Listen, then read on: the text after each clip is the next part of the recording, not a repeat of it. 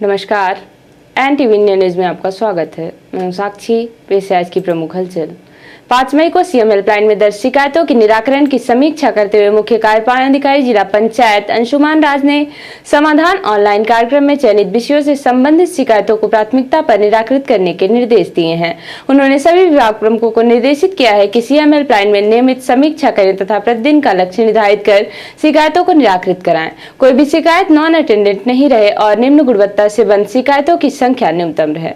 उन्होंने कहा कि अप्रैल 25 की शिकायतों के निराकरण में सभी विभाग ए ग्रेड के लिए प्रयास करेंगे। शिकायतकर्ता से संपर्क कर उनकी वैध समस्याओं का तत्परता से निराकरण सुनिश्चित करेंगे। मुख्य कार्यपालन अधिकारी जिला पंचायत ने सभी विभागों को जलगंगा संवर्धन अभियान की कार्ययोजना अनुसार समस्त कार्यवाहियां समय सीमा में पूर्ण करने के निर्देश दिए हैं। उन्होंने जिले की सभी जल संरचनाओं, तालाब, चेक डैम, खेत तालाब आदि को अभियान चलाकर खसरे में दर्ज करने के निर्देश दिए हैं। जल संरक्षण एवं जल संवर्धन की दिशा में किए जा रहे निर्माण कार्यों की गुणवत्ता का विशेष ध्यान रखने के निर्देश दिए हैं। मुख्य कार्यपालन अधिकारी जिला पंचायत ने धरती आबा जनजातीय ग्राम उत्कर्ष अभियान की समीक्षा करते हुए संबंधित विभागीय अधिकारियों को संबंधित ग्रामों के लिए कार्ययोजना बनाकर 1 सप्ताह में अनिवार्य रूप से प्रस्तुत करने के निर्देश दिए हैं।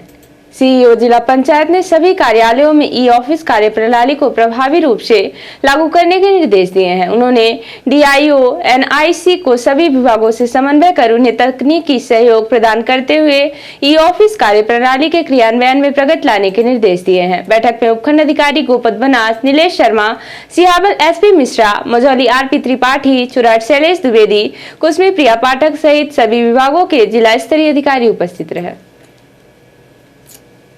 मध्य प्रदेश राज्य विधिक सेवा प्राधिकरण जबलपुर तथा प्रधान जिला न्यायाधीश एवं अध्यक्ष जिला विधिक सेवा प्राधिकरण सीधी श्री प्रयागलाल दिनकर के मार्गदर्शन एवं विशेष न्यायाधीश तथा प्रभारी अधिकारी नेशनल लोक अदालत श्री यतेंद्र कुमार गुरु की अध्यक्षता में एडीआर सेंटर भवन में दिनांक 10 मई 2025 को आयोजित नेशनल लोक अदालत में भू अर्जन के प्रकरणों के लिए सोमवार दिनांक 5/5/2025 को बैठक का आयोजन किया गया। उक्त बैठक में विशेष न्यायाधीश तथा प्रभारी अधिकारी नेशनल लोक अदालत श्री यतेंद्र कुमार गुरु द्वारा नेशनल लोक अदालत की तैयारी के अनुक्रम में समस्त अनुविभागीय अधिकारी एवं तहसीलदार के साथ समीक्षा की गई।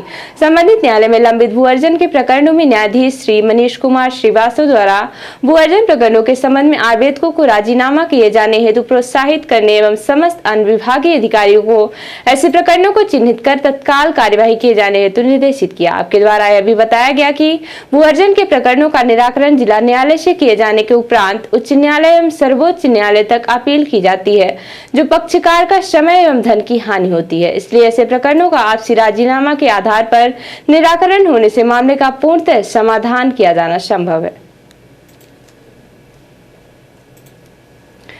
जिला मुख्यालय से 25 किलोमीटर दूर अमरपुर घाट पर सोनभद्र की महाआरती दिन रविवार दिनांक 4 मई 2025 को की गई। सोन महाआरती गंगा दिवस वैशाख शुक्ल पक्ष की सप्तमी के उपलक्ष्य में हुई। यह महाआरती सोनभद्र आरती की श्रृंखला में देवघटा के बाद दूसरी बार कार्यक्रम आयोजित हुआ है। सर्वप्रथम वैदिक मंत्रोच्चारण के साथ दीप प्रज्वलित कर इस कार्यक्रम का शुभारंभ किया गया, जहाँ स्थानीय लोगों का सहयोग बहुत ही सराहनीय रहा और आगे भी इसी तरह कार्यक्रम करने की शपथ ली गई। साथ ही सोन भजन, सोन आरती गायन की प्रस्तुति की गई।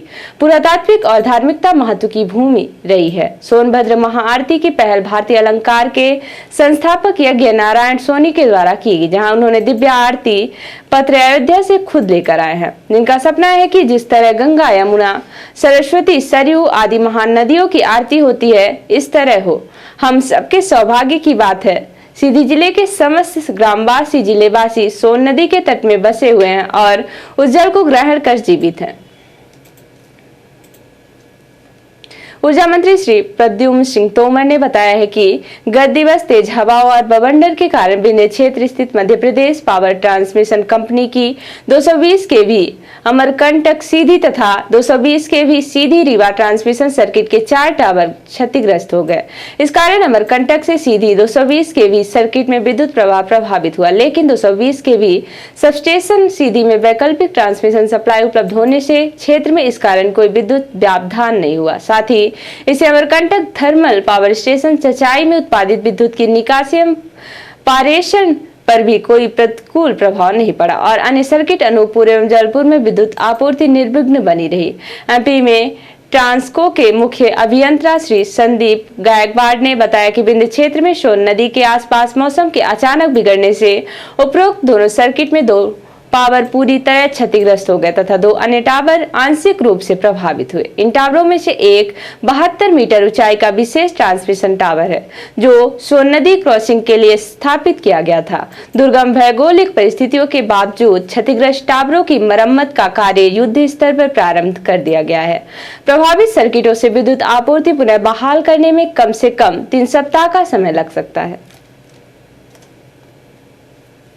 नैनीताल के मल्लीताल में स्थित श्री राम सेवक सभा में श्रीमद देवी भागवत कथा का आयोजन किया जा रहा है। यह आयोजन 5 मई 2025 से 13 मई 2025 तक चलेगा। इसमें कथावाचक व्यास देवेश शास्त्री जी कथा का वाचन करेंगे, जिसकी कलश यात्रा मां नैना देवी मंदिर तक निकाली गई, जिसमें श्रद्धालुओं ने बढ़ चढ़कर भाग लिया। इसका हवन, पूर्णाहुति और भंडारा 13 मई को हवन पूर्णाहुति के बाद विशाल भंडारा आयोजित किया जाएगा, जिसमें सभी श्रद्धालुओं को आमंत्रित किया गया है।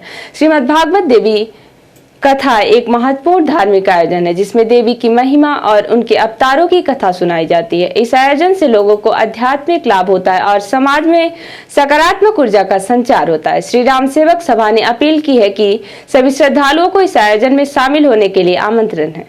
आप सभी से अनुरोध है कि अधिक से अधिक संख्या में इस आयोजन में भाग लें और देवी की कृपा प्राप्त करें। तो ये थी आज की प्रमुख हलचल। नमस्कार।